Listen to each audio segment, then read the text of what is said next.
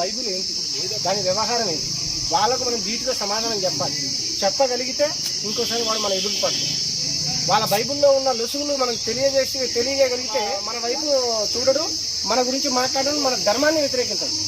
ఇంకోటి, మన దేవతలను వాడు తోలని ఆడుతున్నప్పుడు వాడిని ఎదిరించడం కాదు మనం చేయాల్సింది, నిజంగా మన వాడు అన్నమాట నిజమా తప్ప అనేది మనం తెలుసుకోవాలి. మన దేవతల గొప్పతనం ఏంటి, మన దేవాలయాల గొప్పతనం ఏంటి, మనం ఏం చేయాలి అనేది విషయం, మన భగవద్గీత ఏంటి, మన రామాయణం ఏంటి, మన గ్రంథాలు ఏంటి అనే విషయం తెలుసుకోగలిగితే తర్వాత వాడికి సమాధానం చెప్పచ్చు.